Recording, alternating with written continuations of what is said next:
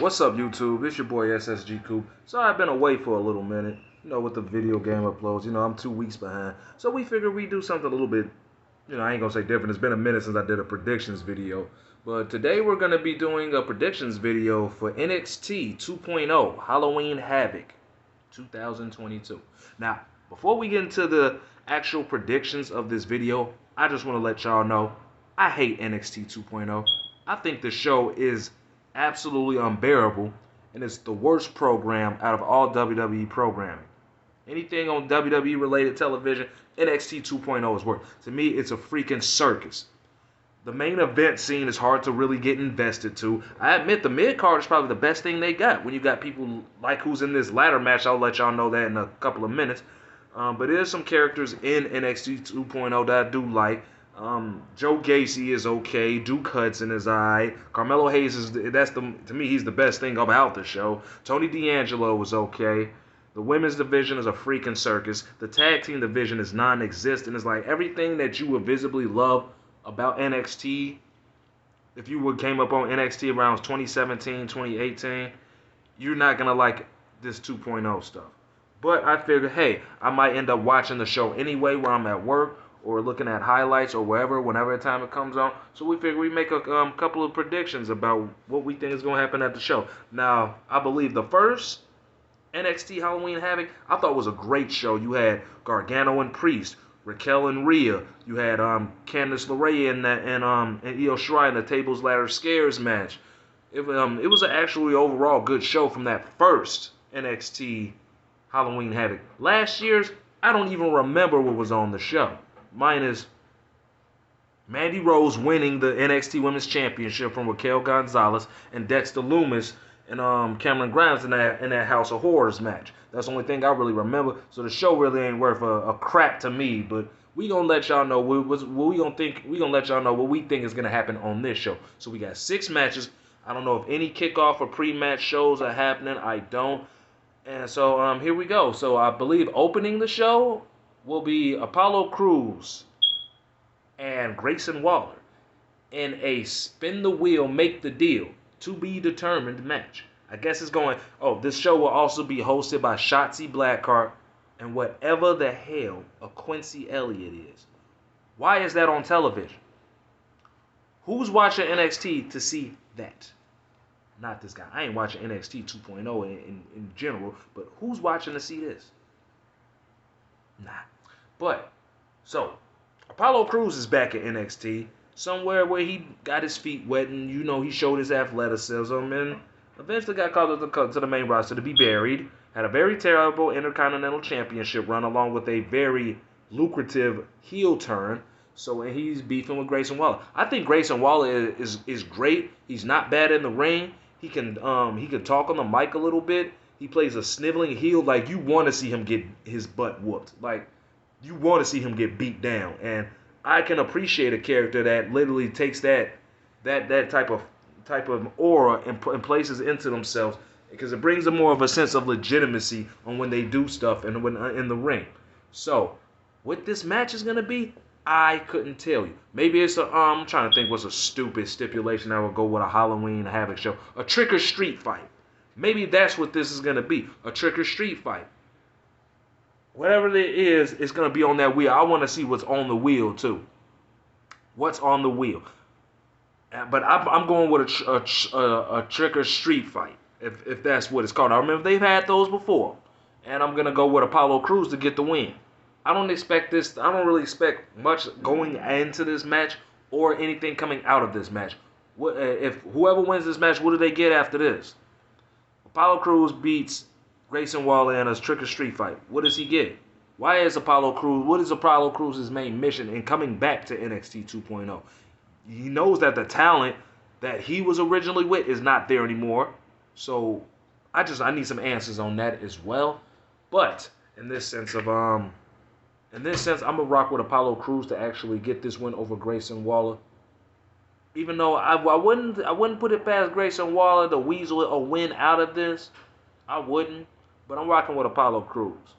Next, we have Julius Creed of the Creed Brothers versus Damon Kemp in an ambulance match. If Julius Creed loses, his brother Brutus Creed will be removed from the NXT 2.0 roster, which I don't see happening. You can't really break up the Creed brothers in that type of sense, just from a stipulation of an ambulance match. It's been a while since we've seen an ambulance match, too. I want to say the last ambulance match we seen was in Pandemic era around Drew McIntyre and Randy Orton, I believe. Don't quote me on that. I really don't have much invested going into this match either. But I'm going to go with Julius Creed to win because I don't see the Creed brothers breaking up anytime soon. Even though I have seen the decline of Diamond Mine. Roddy's out. Where the freak is Ivy Nile? I thought Ivy Nile was great, actually. She had a great look. She was getting better in the ring. I haven't seen her on television in quite some time. And I wouldn't be surprised if Julius Creed loses because it goes into the play of the fall of the Diamond Mine. It goes into it. But I'm going to go with him to win just because him and his brother are a tag team. And I am not for tag teams getting broken up. That's not my type of thing. You dig? Match number 3. Roxanne Perez and Cora Jade in a spin the wheel, make the deal, Weapon Wild match. What the freak is a Weapon Wild match? I don't know what that is. Does that mean it's going to be a whole bunch of just random stuff and playing it all over the arena and underneath the ring? Now, these two have been beefing since directly. I hated this angle. They won the NXT Women's Tag Team Championships. A week later after winning the titles, Cora Jade turns heel and turns on Roxanne Perez. I don't understand that. What was the point in putting the titles on if that was the angle you were going to go? You could have easily had, I believe about a couple of weeks before that, Roxanne Perez was wrestling Mandy Rose for the NXT Women's Championship. Cora Jade could have done it and screwed Roxanne then to make the heel turn a little bit more legit. The titles, the tag team titles didn't even need to be in the play, so why even put them in that scenario? They had no title defenses. It was just pointless. It was a waste of freaking time.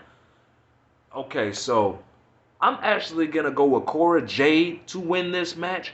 And I'm going to be honest, this is just my personal opinion. I don't see it in Cora Jade. I don't see what's the appeal of her. She's not a good looker. That's just my personal opinion. She's subpar in the ring. She's terrible on the microphone. I just don't see it. I don't see what's the appeal to Cora Jade. Let me know in the comment section below on why you think Cora Jade is dope or why you like her or whatever. I just don't see it. Roxanne Perez, on the other hand, I am familiar with. I've watched her wrestle since her indie days at Reality of Wrestling, and she was a prodigy of Booker T. And I've watched her climb through the indies wrestling different varieties of men and women. She's a former Ring of Honor Women's World Champion. I think Roxanne Perez is great, and she's not even 21 yet. She still has a long way to go, and I'm pretty sure she's happy in the position she's in because she's got to be on the big shows of SmackDown. She completely bypassed NXT, and I admit she's great in the ring. She is really good in the ring. Now we just need to, we know who she is. We just need a little bit more development. Can you imagine a 25-year-old Roxanne Perez after she had stayed in the WWE for a minute? I can definitely see her being women's champion around that time. Right now, it ain't time. It ain't time for her to be nowhere near a single women's championship.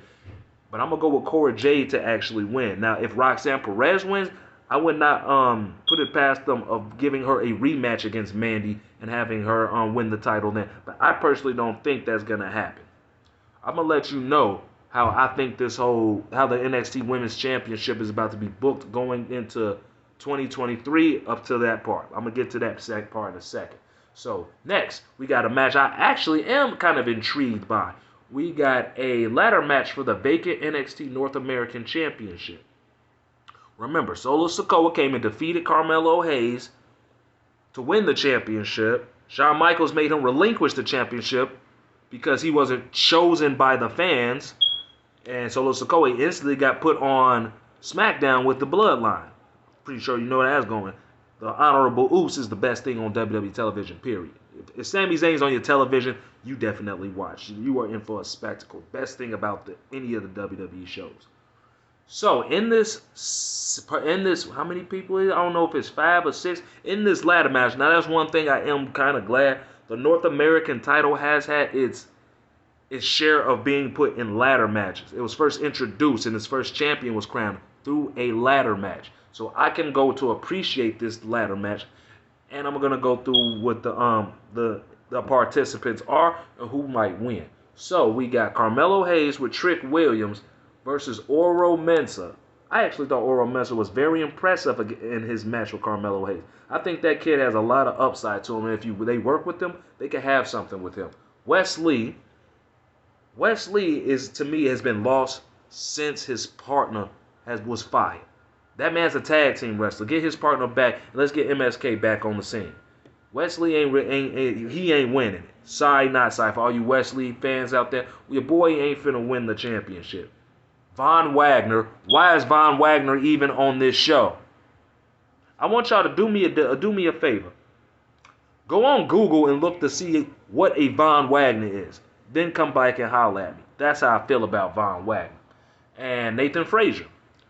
So, of all 5 of these men, do we make Carmelo Hayes a 3-time North American champion? Do we take a swerve and put it on Nathan Frazier? Do we go with the underdog in Wesley? Fuck no. I know Oro Mensah ain't getting it just because he's too fresh. He's too fresh on the scene for that. Wesley, I don't see it. Von Wagner, who wants to see Von Wagner as a champion in WWE? Yeah, right. I'm going with Carmelo Hayes just because he's the only one that makes sense.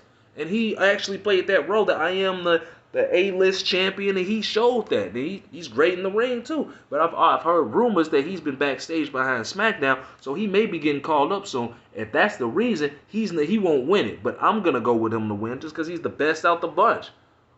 I put him first, Nathan Frazier, then Wesley, then Oro Mensah, and Von Wagner last. Next, we have Mandy Rose defending the NXT Women's Championship against Alba Fire, formerly known as Kaylee Ray. Well, you got to remember, Kaylee Ray was the longest reigning NXT UK Women's Champion. Alba Fire is a completely different entity. She's been messing with Toxic Attraction all these weeks. And this is where a scenario we're going to have to watch, once again, a more talented female wrestler job to Mandy Rose. That's the only thing that's been really pissing me off about this Mandy Rose championship run. She has beaten people who are far more in-ring in depth than her. During that triple threat match when they were unifying the titles, Meiko Satomura is a monster. They call her the last boss for a reason.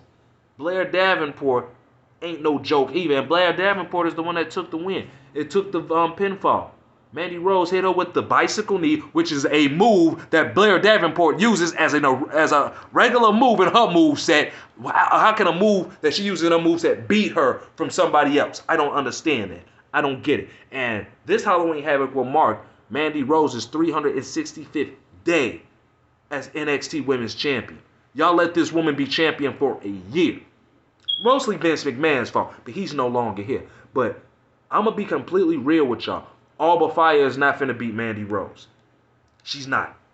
She's not. I was like, if I'm using my head and looking at the female talent that they have in the NXT women's division, which absolutely is dribbling crap compared to what Triple H had in the women's division, I just can't really get invested in these characters in here. Wendy Chu is supposed to be a joke, and she is a joke. Who else you got down there that's on a single level capacity? Ivy Nile ain't on TV. Tiffany Stratton is injured. They putting all their buckets into Nikita Lyons, who is there for her assets, as opposed to her wrestling ability, because she ain't all that good. Be honest, in my opinion. For all you Nikita Lyons stands, you know, y'all that don't get no play from women, that sit at home at night with your tissue next to you and looking at Nikita Lyons, y'all probably gonna say I'm wrong. Oh, she's great. She's the future. Shut up. We ain't talking to you. But I will put it this. Nikita Lyons, I think she's going to be the one to beat Mandy Rose just because they put so much stock in her. They're going to put that much stock into her to where that's going to be Mandy Rose's final run as NXT Women's Champion. And Nikita Lyons is going to get that title. So Alba Fire is just there to take a fall. Despite the fact Alba Fire is great, she ain't all that good. She ain't all that good of a talker. But she's solid in the ring. She knows what she's doing in the ring. But I really don't expect her to bring, you know, a 4 to 5 star match with Mandy Rose. I mean, 4-star matches and Mandy Rose don't even go in the same sense. Mandy Rose is a C rank at best. I'm talking 2.5 stars to maybe 3 1/4. I'm gonna give this match when I watch this. You're gonna give them about maybe between 8 and 11 minutes. That ladder match gonna take up about 20 minutes. Roxanne Perez and Cora Jade, probably another 10 minutes. Julius Creed and Damon Cameron and Amberman. Mostly I can see all these matches at least going more than at least 10 minutes or more, except this one. But Alba Fire is not finna win the NXT Women's Championship. Mandy Rose retains. In our main event, Braun Breaker defends the NXT Championship against JD McDonough, Jordan Devlin. I hate that name, JD McDonough. It sounds stupid. Jordan Devlin and Aya Dragunov. Now, I kind of feel for Aya Dragunov in this because he relinquished the NXT UK Championship due to injury. So now he comes back to find the championship he had doesn't exist anymore. And the fact that they had to crown an interim champion to get his title, to unify it with this title, I'm pretty sure Aya Dragunov is pissed off about that. He comes back to think, I'm finna go back and get my title that I didn't lose, that nobody beat me for, and it's gone now. So now I gotta go through this Steiner and Jordan Devlin, who I have history with. I think this could be fun. This could be a fun match, but I don't expect Braun Breaker to lose to either of these two guys. I think Breaker pins McDonough and Breaker retains. And that's it. That's your NXT Halloween Havoc 2022 predictions. Out of all these, I'm only invested in one match. That's sad. That's sad. That shows you how far that the NXT 2.0 product has fallen. Because you can go back and look at my previous NXT videos, and you can hear the excitement and everything else. But NXT 2.0, it's just not there. It's just not there. It still has to be a lot of rebuilding y'all got to do. After what Vince McMahon did to it, y'all, it's gonna be a minute. I'm going to sit and wait till I see something that garners interest from the show. But as you can see, I just chose one match that really captures my attention. But anyway, y'all, that's your NXT Halloween Havoc 2022 predictions. Y'all can leave down in the comment section below who y'all think is gonna walk away with wins, or if y'all think something extra is gonna happen, or even if you have a link to your predictions video that I can watch and I can visibly see and hear your thought patterns about NXT 2.0, the talent there, whatever. Leave that down all below. Sorry I've been away for a little bit, y'all. We gonna get back on the ground. We got a lot of backed up Neo content to put out. We got some old Injustice content to put out. We gonna let y'all know right now, we play horribly on these online matches. We really gotta sit down and get back into how we used to be in Injustice. Because these matches, you can just look at the scrubbery in my opponent and look how I'm just letting them get by. And I feel bad about that for doing myself. Like, damn, I felt confident enough to record this and play this, and this is the best result I get. So, yeah, we also got I want to say we got some multiverses content coming out. Yeah, we actually have y'all can tune in. We gonna put our first Stripe video. We did get Stripe on the game. We actually are in the lab practicing with him. He's an assassin class, the first assassin character we will be playing on this game. So we're gonna actually see what he's capable of. And y'all just be looking for that video. We got a lot more stuff we're gonna try to get. We're gonna really try to, be a little more consistent with the channel. As you see, I ain't uploading nothing in about 13, 14 days. So we're gonna try to get back to square one. It's just, got the work, we got the family life, but we out here doing our thing. So I just want to thank y'all for watching this video, man. Give that a thumbs up. Hit that subscribe button for more content. I got you. And if y'all got anything else y'all want to talk to me about, y'all can hit me at any of your major platforms. And if you ever want to collab or something, if you do wrestling videos and you want to collab, you like my insight on it, let me know. I'm always down to work with other content creators, especially if we have similar interests. And we can go on from there. I'm trying to build a business here, man. And if you say my business ain't been booming right now, I still got a lot of stuff to do with the channel. I think I always mention this when I come and do these type of videos. But we're going to really start cracking down on this stuff, man. But we want to thank y'all for y'all support. I hope everybody has a great weekend. Halloween Havoc is tomorrow, live from Orlando, Florida at the Performance Center.